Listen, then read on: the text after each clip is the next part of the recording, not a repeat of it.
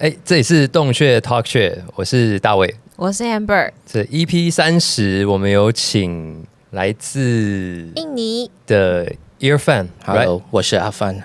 阿范 ，All right, you have a Chinese my Chinese name 阿范。Awesome, right？ 他是来台湾推广印尼音乐，对，我可以这样说吗？可以 OK， 然后他有一本著作，专门是在讲这个印尼的独立音乐场景，是从1990几年就到1995到2005，对，2015啦 ，sorry。对，然后就等一下我们请他那个更多细节，然后我们请他来介绍。那再来后面就会是用英文来跟他做访谈，这样也是来考验大家英文的时间啦。好。Irfan, can you introduce yourself for us? Okay, so my name is Irfan, and the university gave my Chinese name Irfan. Irfan. Yeah, Irfan. So I'm Indonesian who living in Taiwan. This is my third year here. I'm moved to Taiwan for study in Jakarta, in National Yang Ming Chiao Tung University in Hsinchu. And beside my study in Taiwan, sometimes I'm also working in music. To be honest, it's not professional working because it's my passion. I'm working as a music writer in Indonesia before I moved to Taiwan since 2012, since 2010. Oh. Yeah, since my undergraduate years. And then when I moved to Taiwan, I have a curiosity about what happened in Taiwan music scene. So I know some friends. I attend to many music gigs in Taiwan. And I think it's good to share this experience to my friends in Indonesia. So, yeah. Oh. Why did you, what's your background? Why did you want to start to write about indie music scene? We know you have a book, right? You wrote a book. Yeah, I released a book called Bandung Pop Darlings. Bandung is my hometown in Indonesia. It's not too far from Jakarta. It's only 4 hours by highway. It published in 2019. And because of that book, I get a scholarship from my university now. But back then, in 2010, when I still undergraduate, started my focus to writing in the local online music media in my hometown. Yeah, and I'm studying international relation before, but but I'm very love music. I can say I listen to music since in elementary school. Started from hip hop and then moved to punk, metal, and then screamo. When I was in high school, I found some British music like Arctic Monkey and Block Party, and then some US garage rock like The Strokes. Yeah, I think that's my key point to find indie pop music that I love later. And when I go to university for the undergraduate, I started involved in the music scene. So previously, I just listen and I just attend to the gigs. But when I came to the university, I started to hanging out with the band. I started to get involved actively. Like I'm writing a review on my Facebook or something like that. And 2010, I get hired by the online music media in my hometown, and I work there to writing music. Yeah.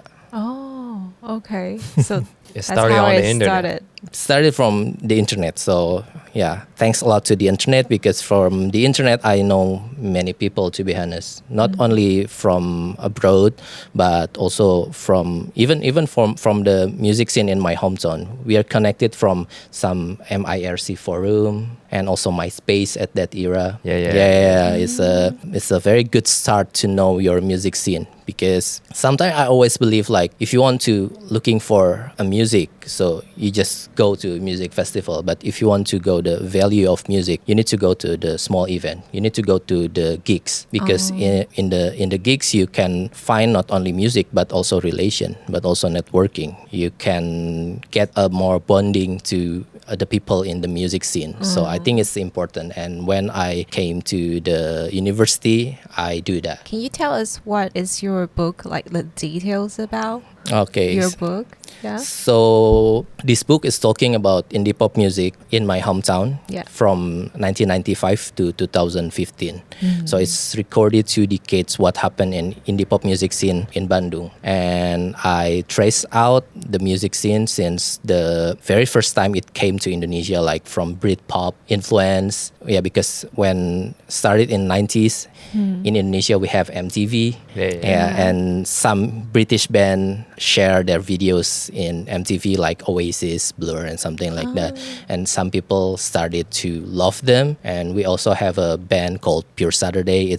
I think I can say it's a pioneer of indie pop music in Bandung. It started from 1994 and then growing up to the more obscure band because of the internet, and we get connected with another indie pop musician in abroad. Like for example, in 1999, we have the first indie pop record label called Fast Forward Records, and they released some album from indie pop from Sweden, for example, from Japan, from US. So we got so many sources since that day, since the internet.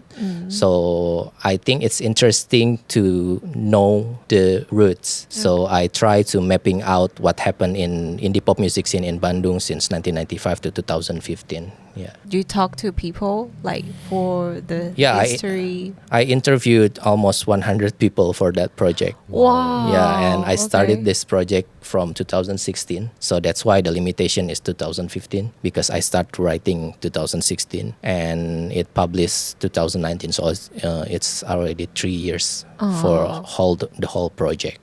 But I think it's not very difficult to me because I writing my history. Like, for example, I already in that indie pop music scene in Bandung since maybe from 2010. I already know what happened from 2010 to 2015, right? Because it's my era. Right. I just need to trace back another 15 years. Okay. Yeah, so... But still, 15 years is a long time. Yeah, but...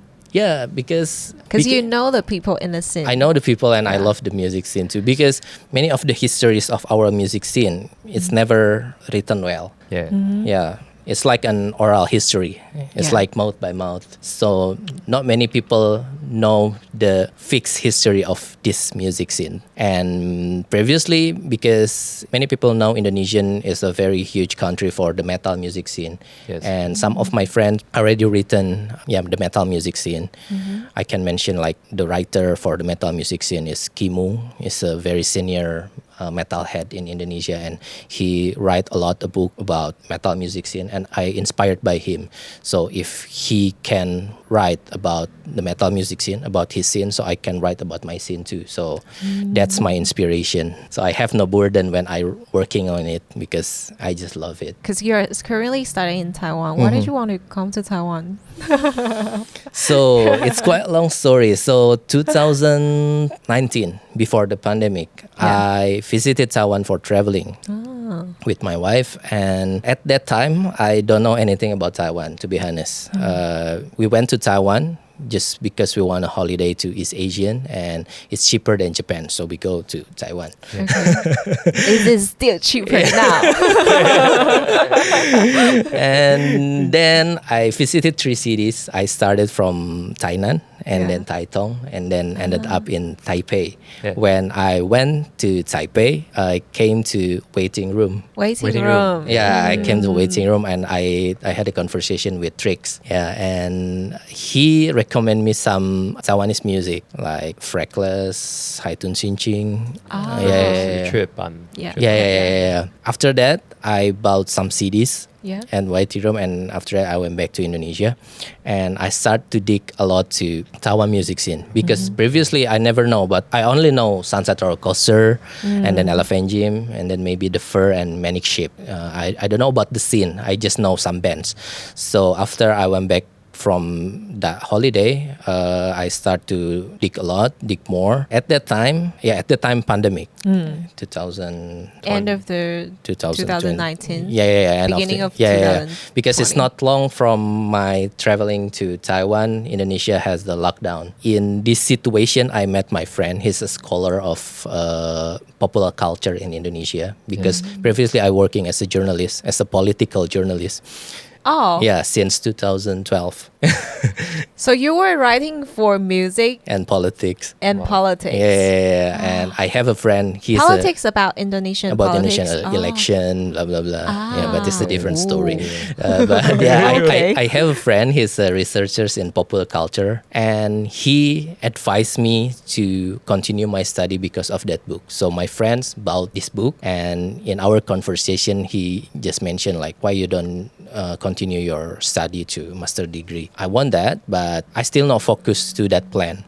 So he just told me like, he just went back from Taiwan, right? Better you go to Taiwan because Taiwan have a lot scholarship and have a good school for cultural studies, which is my school now. Jakarta. Jakarta. And then he gave me a recommendation letter to the university, and then we apply. I applied with my wife, and we accepted by university, so we moved here. Yeah. Previously, I also never know about Taiwan education, Taiwan environment. Yeah. So I researched about Taiwan after I apply my application to university. Before that, I only know Taiwan music. Yeah, because the tricks recommendation. Yeah. Do you still remember what's the research that you did? What did the internet said about Taiwanese About Taiwan. education? About Taiwan education.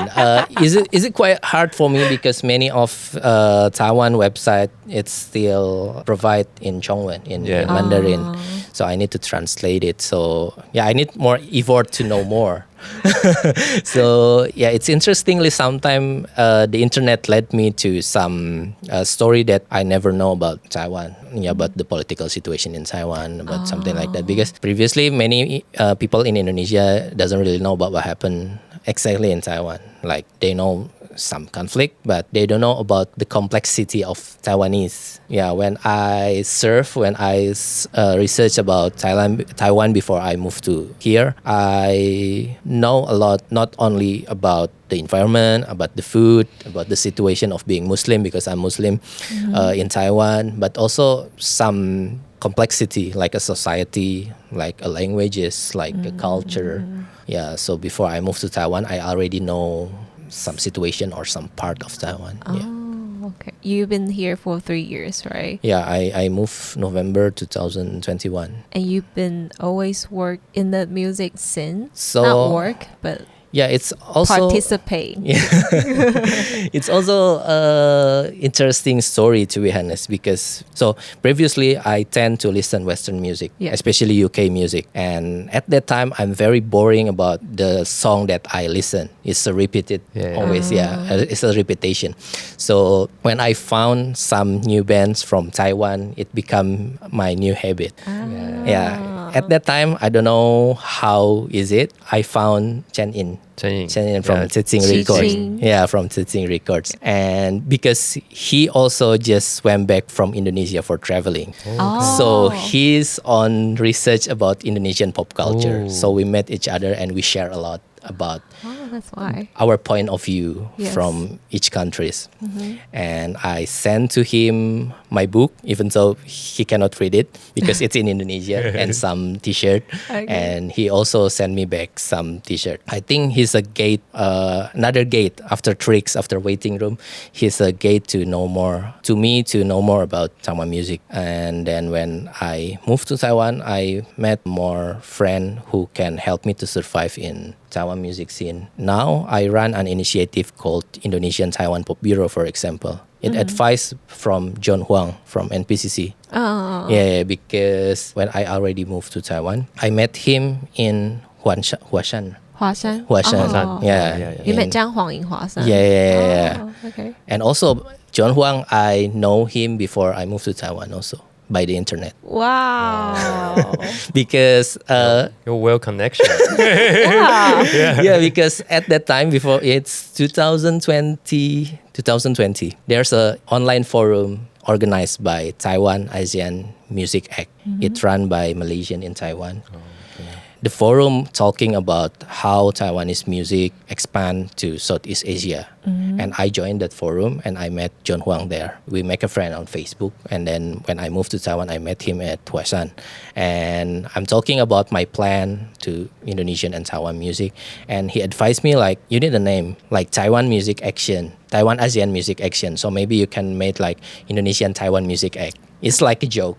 It's just a joke, but I'm thinking seriously. So I made Indonesian Taiwan Pop Bureau after that meeting. After that meeting. But previously, it's just like a simple. It's not a serious plan. I just made Indonesian Taiwan Pop Bureau only for sharing my experience to my Indonesian follower. It's simple like that. But in November 2022. Luckfest invited my friend's band to play in Taiwan, and I helped them to organize their tour before Luckfest, before Tainan. I organized 2 points in Taipei, in Revolver, and in Hsinchu, in Jiangshan Igaisuo. So after that, Luckfest inviting me as Indonesian Taiwan Pop Bureau.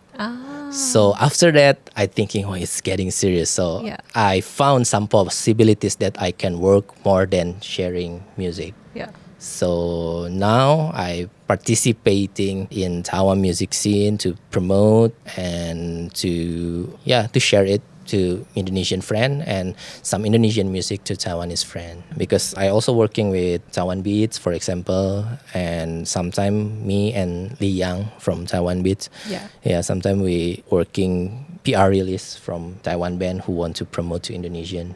So I write PR release in Indonesian and share it to Indonesian media, something like that. So you're the gateway. Gateway to Indonesia. Because we met last year in Luckfest. Luckfest, yeah. Was the Fist the band's name? Yeah, the Fist. So I saw the show and I was amazed by by the performance. It's a burning stage. So it's burning stage. Like so good. And I was like, I have to know who they are. So I went to backstage and talked to you. How we met, right? And then I found out that there's actually a lot of Indonesian bands that is coming to Taiwan, but we work in the electronic music scene that didn't know about it. Especially this year, Luckfest, they say the theme is about Indonesia. Yeah, it's Indonesian become a focus country. Yes. So it's getting, maybe for the band scene, it's already doing that for like a few years already. But like I said, we really wanted to know the dance music scene in I think we are Indonesia, Southeast really Asian. inspired by Luckfest that time. Yeah. And we thought that, hey, maybe we can like try to make more connection with country near us. And with that, we started to think that maybe Indonesia is a good starting point. And maybe Thailand. And we were thinking that way before. Way before that? We got the sponsor from. So but we didn't really actually know how. We didn't know how. But I think it's interesting because when I try to share Indonesian music in Taiwan, I don't know, like people in Taiwan music scene is more familiar to Thailand music scene. Yes. Yeah, as I told you before, but for another country from in Southeast Asia, like Indonesia, maybe Philippines, it's still not familiar yet. Yes.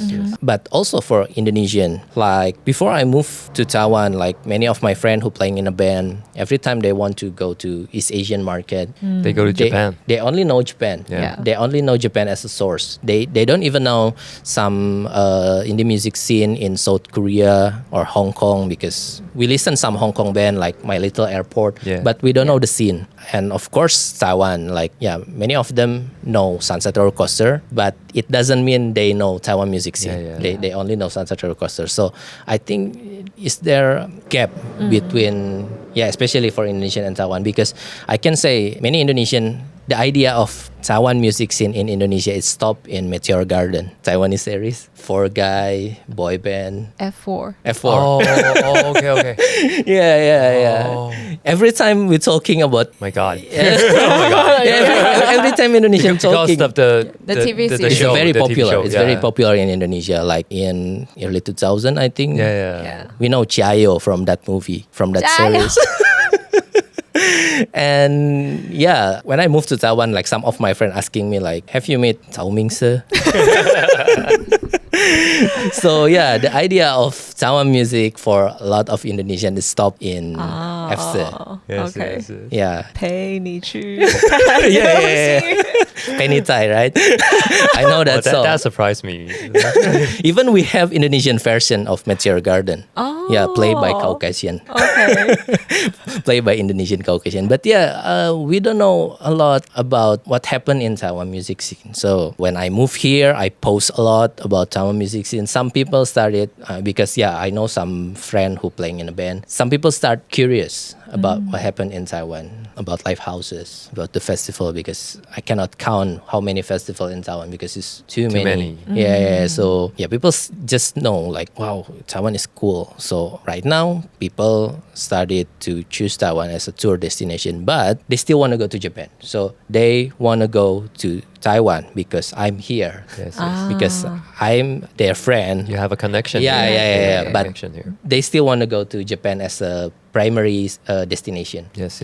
Yeah, it's Totally good. understand. It's good. It's We good. want to go to Japan Yeah. too. Everyone wants to go to Japan. I think everybody in Asia wants to go to Japan. Not only Asia. I think for the European, but all want to but go to I Japan. think is it good? Like people started to aware about Taiwan can be a destination for music Yeah, tour. yeah. But I think Japan is also crowded even for Japanese band because there's too many band there, too many international band come to Japan. So need more struggle to go to Japan. Because for me, if you want to go abroad, it's not enough. You play, make a video and post on your Instagram and then back to Indonesia and bye-bye. I think it's never enough. If you want to go abroad, you need to make a real connection to the local music scene. Yes, yes. So Yeah. you have a long-term connection. Yeah. Not only content on your social media. So every time I try to invite Indonesian band to Taiwan, I want them not only to play and then bye-bye, but also Like meet know people more here. people. Yeah, meet people here, hanging out, because it's more important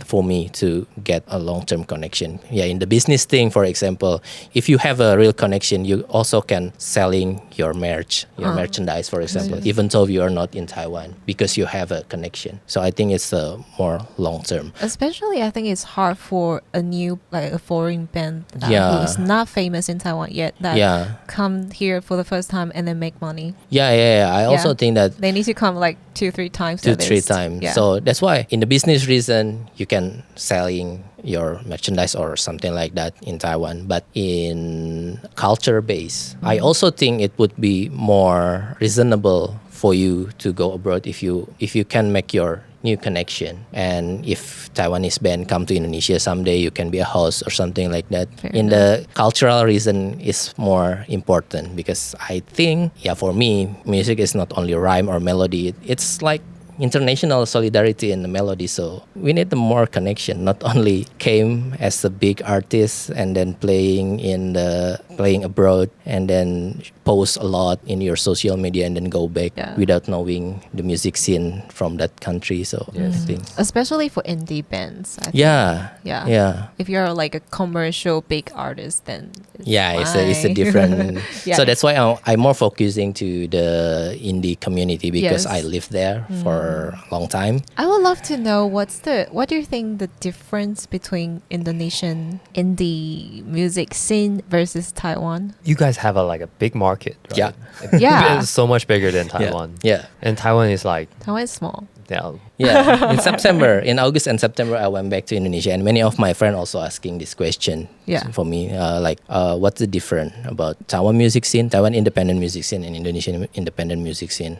For me, the expression sometimes quite same, but if we compare to the band, gender diversities, and audiences, of course, Indonesian more bigger because we have a huge population, right? But for the infrastructure, Taiwan better, like how to organize gigs, how to make it professional. Like I went to the music gigs under the bridge organized by some Taipei punk communities called Saklu Boys. They're also my friend. And even though the even DIY, the band still get paid. Yeah. Yes. Yeah. I think the infrastructure of Taiwan music scene is well prepared. Festival organized. thing, well organized. Like a festival, live houses, something like that. But maybe from the references, many Indonesian band very influenced by the Western rock music a lot. We try to copy paste band in 90s, for example, in Indonesian 90s. We try to copy paste band from UK or US. The Western stuff. Many bands started from the cover band. Yes. And they copied everything like guitar sound, the pattern. Yeah, it's very westernized, I think, in many ways. But I don't know. I cannot say in Taiwan because I'm new here, but I think in Taiwan, like a UK influence, not really strong for I think we went to band. that. The sound went softer after, I think, maybe Sunset Roller Coaster or something. Yeah. And before that, we maybe in the 80s or something, 80 and early 90s. I think we went to that, the Western Maybe in 2010, sound. there's a lot of metal, rock and roll bands in Taiwan. They're still, actually. They're still, but not in our radar. But yeah, sometimes I think for example, like a shoegaze band in Indonesia, for example, they not only promote their music, but they also promote their influence. Like they're wearing My Bloody Valentine t-shirt. They post many songs from Slow Dive, Koktutun or something like that. So fans know the roots. Okay. But in Taiwan, I don't think so. Like because when I talk with younger generation of Taiwan music scene, they don't really know about the music that influenced this band, for example. Oh. Okay. In my experience, because it's my personal experience, right? Like the younger generation. Yeah, like the younger generation, like my schoolmate. Do their the people research go to the though. fest now. I cannot say that. I don't know. But yeah, sometimes I think like that. And for some of them, more known like Japanese band. Yeah. But not in Indonesia. It's very specific Japanese band we know, like a bigger one, like Asian Kung Fu generation. Everybody know that. But for the specific band. So when I living in Taiwan, I know a lot Japanese band and South Korean band than when I still live in Indonesia, because many South Korean indie band or Japanese indie band and Thailand indie band come to Taiwan, right? So yeah, I know a lot of them now. Oh, that's really different. Yeah.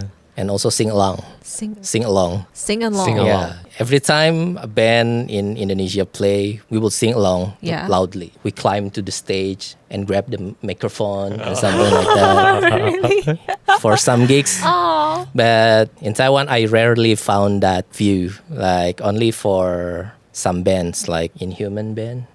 非人物种. Yeah, the audience sing along together with the band. But for another band, they just mosh and clap. But in Indonesia, we know all the lyrics. Wow. Yeah, more expressive, I think. Yeah, I think Taiwanese audience are more calm, quiet, or drunk. Or to enjoy the music, because as an Indonesian, sometimes I feel every time I go to the music gigs, I don't want to listen a proper music. I want to enjoy the vibe. I want to stage diving. I want to grab the microphone from the vocalist and singing with my voice, something like that. Taiwanese likes to listen to the music, their expression, performance. Yeah. They like, if you sing too loud, and the people near you will like get pissed off of it. They are like talking about it on their internet. They say, man, that guy is like fucking singing too loud. I can't hear their voice. I can't hear the performance. Stop clapping, would you? Yeah, some Taiwanese will be like that. I don't mind. It's also, I went to the small festival in Taipei. It's called Friends Not Fan. Organized by Ahblue. Organized by Ahblue and it's in the rehearsal room. Rehearsal room. I think it's a very good experience for me because I found a different view of Taiwanese music gigs. Because if I watch it at the wall, for example, everything is so neat, everything's so polite. Even though the audience would clapping after the performance, say "xie xie." It's like orchestra, right? But no, in Indonesia. That sounds more fun. Yeah. I interested when Weining from Lakfest went to Indonesia and she watched the performance of my friend's band called Swallow and all the audience singing, and she recorded and posted Sing Along Country. She mentioned Sing Along Country, and I agree with her because I just realized when I went back to Indonesia this September and I attend several music gigs in my hometown, in my country. Yeah, it's very chaos. Yeah, after 1.5 years I live in Taiwan and I went back for my research and I attended several gigs there. It's very chaos. Compared to Taiwan. Compared to Taiwan. What do you think about, let's say, your gateway for Indonesian band to Taiwan, and also gateway for Taiwanese band to Indonesia? I hope so, as well. I hope What do you so. think if band or artist that wants to go to Indonesia, what should they do? Yeah, it's interesting because I'm with Li Yang from Taiwan, which we are also working for the PR release for Taiwanese band who want to promote their music to Indonesia media.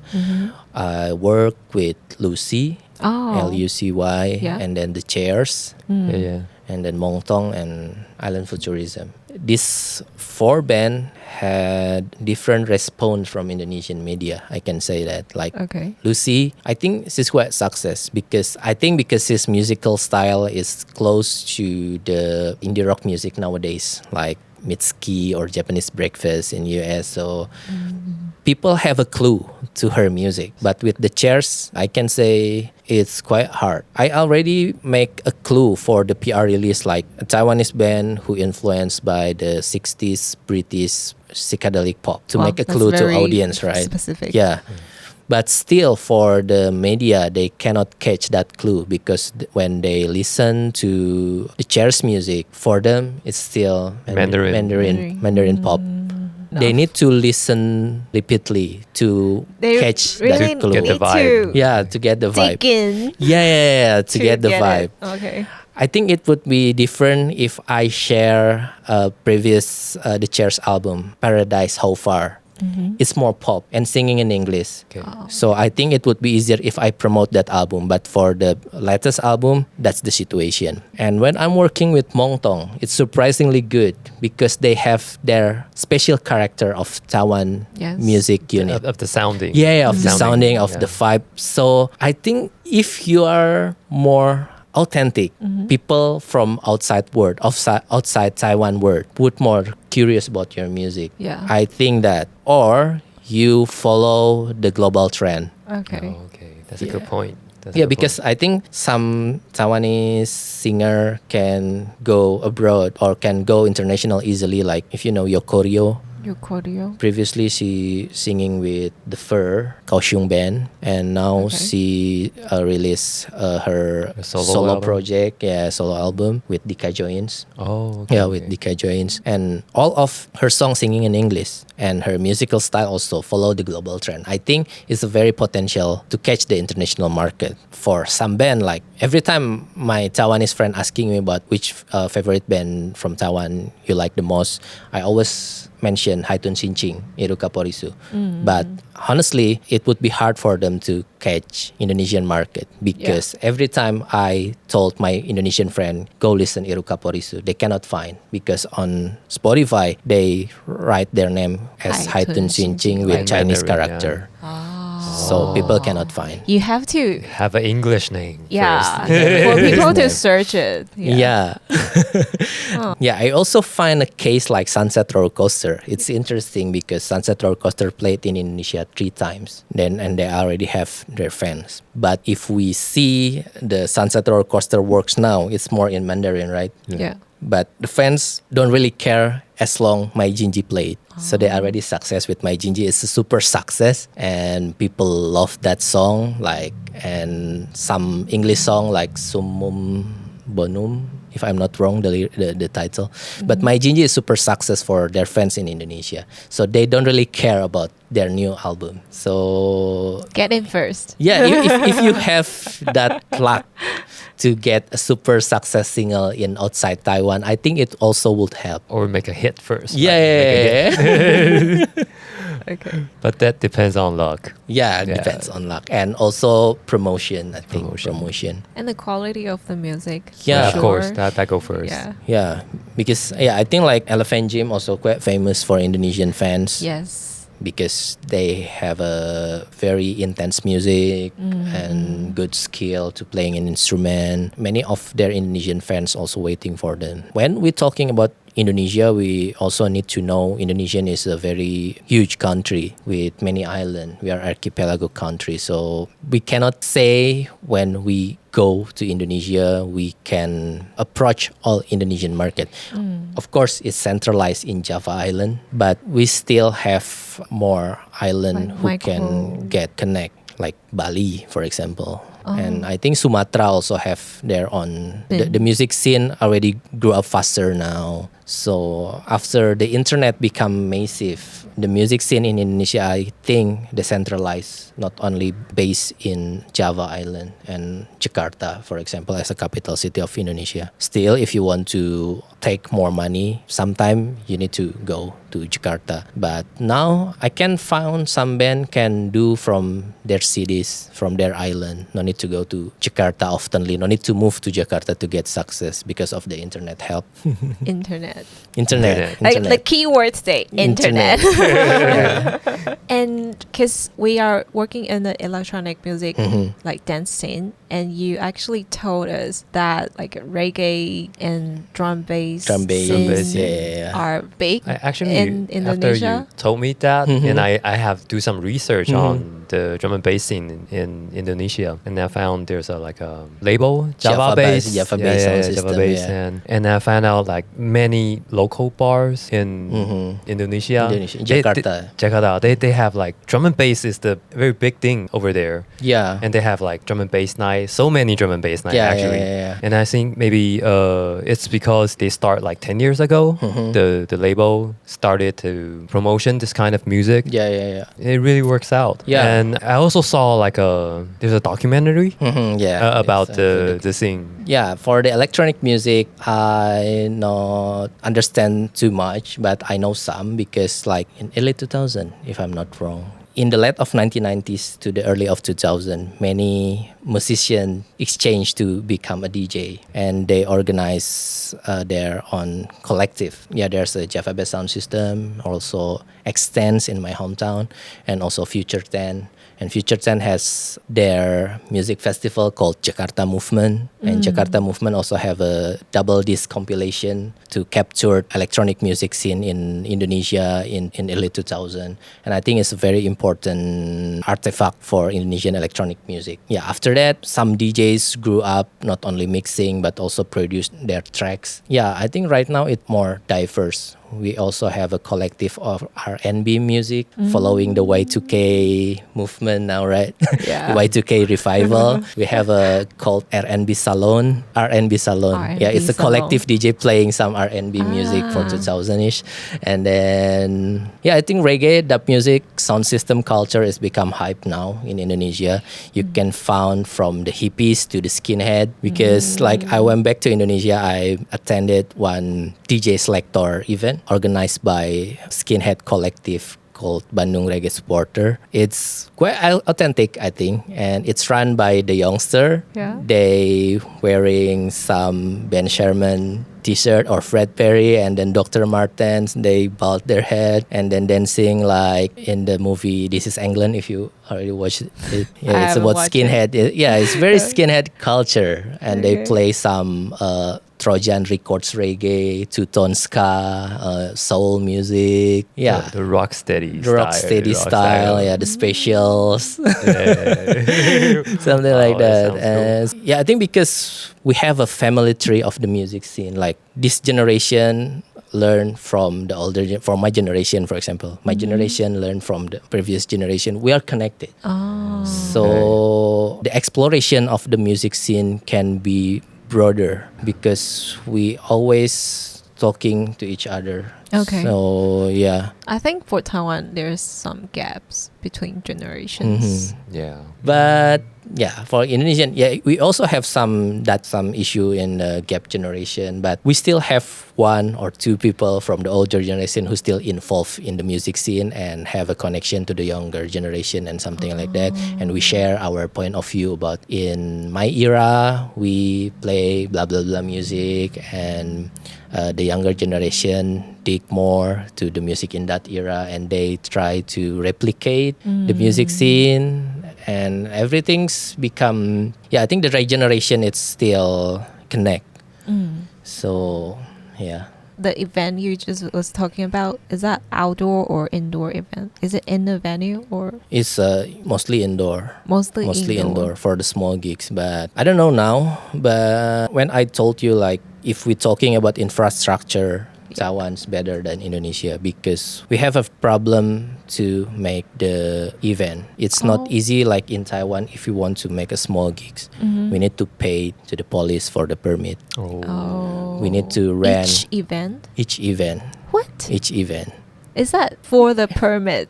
Is it by law or? I don't know. So back to the story in 2010 when I was in high school, there was metal event in my hometown, launching a band called B-Side, and many people come to that concert. And because it's overcrowded, police came and hit the audience. What? And then the only small door to outside to go exit.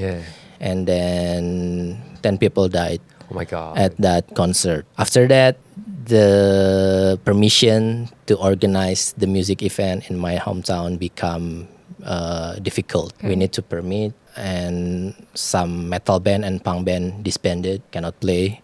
Some metal band and punk band from the venue, they cannot play at the music concert because of the permission. And then we need pay more to organize even the small gigs, like the permission to the police. We need to rent a bar. We need to rent a audio sound system. So we don't have money to pay the band.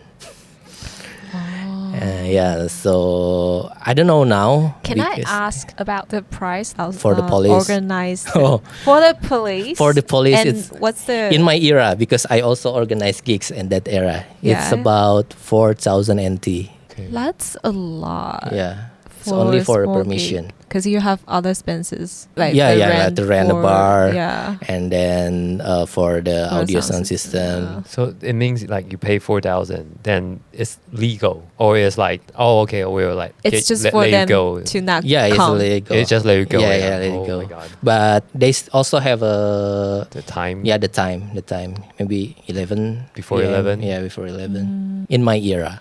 Okay. I think for now it's already not so strict for the music genre, but the permission I think It's still there. Still there. And if you want to make it even bigger, so you need to pay more. Okay. So the police is the law now. But I think it become our problem to make the event. So sometimes we need to count more before we decided to make an event. Sometimes we use nightclub for the venue.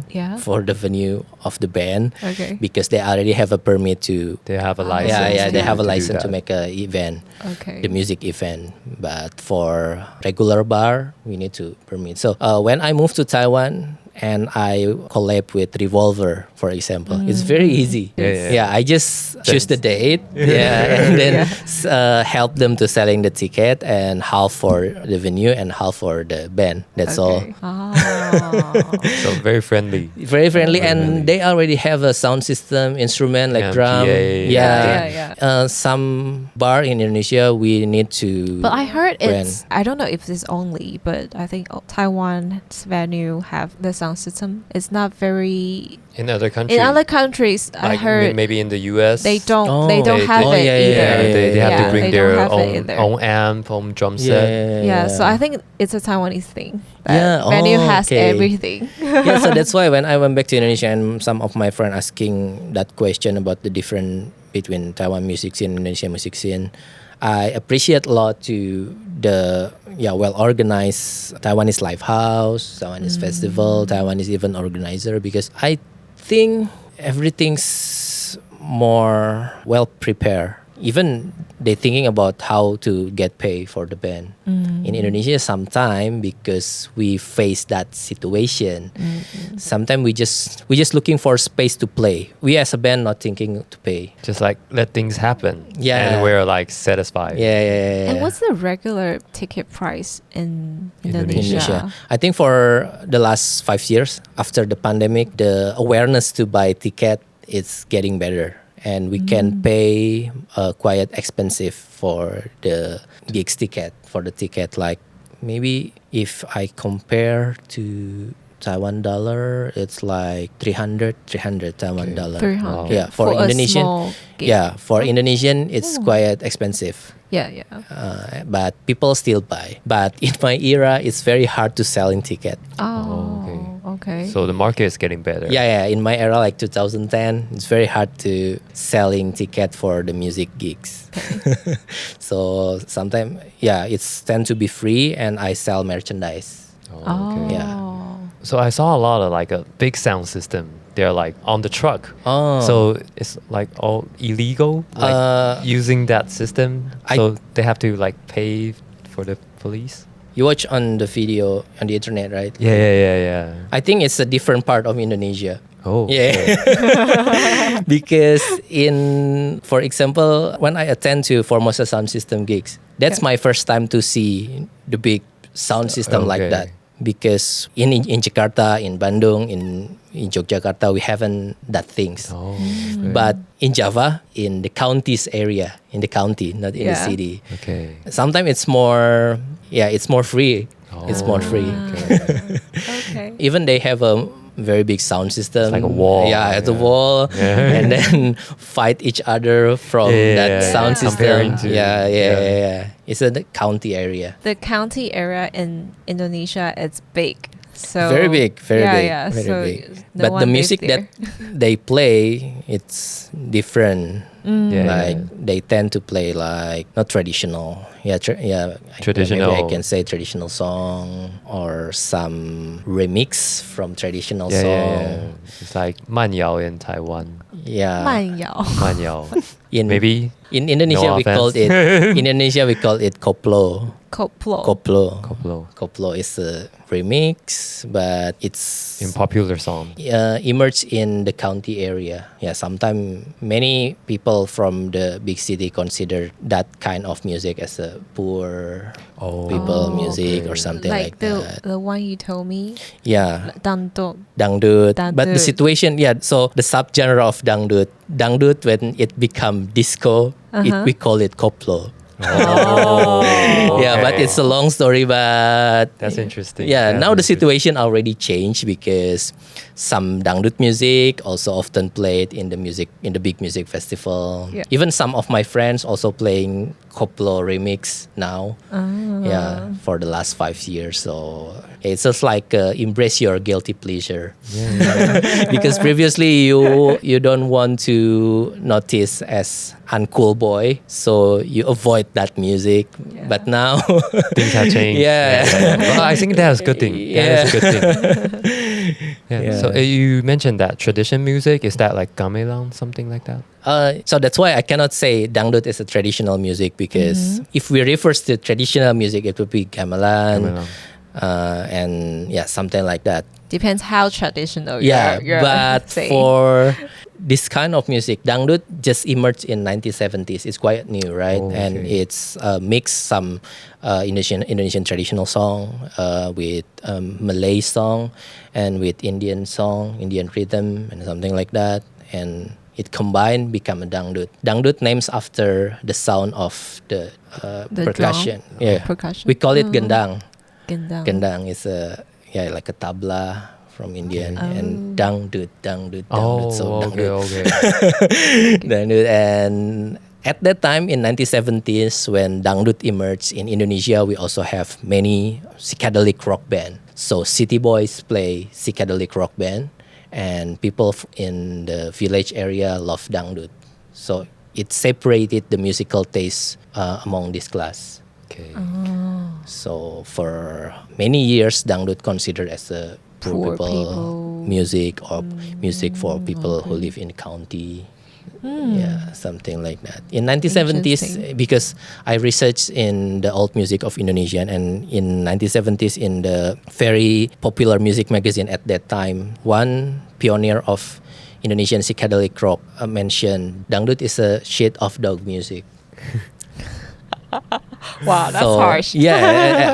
After that time, after that debate, many people more consider dangdut as a poor people music, or people from village, something like that. But right now, people started to embrace their guilty pleasure, and they started to dance when dangdut played. I actually would like to know if we are going to Jakarta. Or our audience want to travel and they want to see some gigs there. Can you introduce some venues that we should go? It depends what kind of music you like. If you want to go, if you like electronic music, for example, you can go to Zodiac. It's a bar in South Jakarta. Inu introduced me. Zodiac. If we want to more underground band, you can go to Rossi. If you love some indie pop music and you want to hear some song selection from some indie pop DJ, you can go to Slits. And right now we also have a hub for the music creative in several cities in Indonesia, not only Jakarta. But the main point who already become famous now is the M Block Space. Space. Every day you can find bands there. Every day. So I think M Block Space is a very good start for Indonesian to enjoy the music gigs, not only on the weekend. Because previously it's very hard for us to organize gigs in the weekdays. But after M Block Space, like every day you can find a band there. You can find a band there. I think it's interesting because when I live in Taiwan, like Revolver, even Monday they have a show, right? So when I went back to Indonesia that September and I came to M Block, I think it's a very good start to Indonesian music scene. Good to know. You mentioned that you are like helping Indonesia band to come, and sometimes. We noticed that there are upcoming gigs. Do you want to like do a little introducing for them? In November, it's surprisingly there are 11 Indonesian musicians who would come to Taiwan. A lot. That's a lot. I can count 8 musicians would play at Lakfest in Tainan, and then one ska band called Shaggy would play in Pasiwali Festival in Taitung, and then DUSX, a metal band from Bandung, from my hometown. They would play in Taiwan Death Fest in Simenting. 2 bands, so 12 bands. Another 2 bands, Girl Gang, they have an Australia and Asia tour, and this November they would play in Revolver. And then another one, Stars and Rabbit, is a folk rock band. They would play in At the Wall, 7th of November. So 3, 4, 5, 6, and 7 more Indonesian. Indonesian band would play because 3, 4, 5 it would be Lakfest, right? And 5 of November also in Simenting Taiwan Death Fest. And 6th of November Gergang Revolver and at Revolver, and then 7th of November Stars and Rabbit would play at the Wall.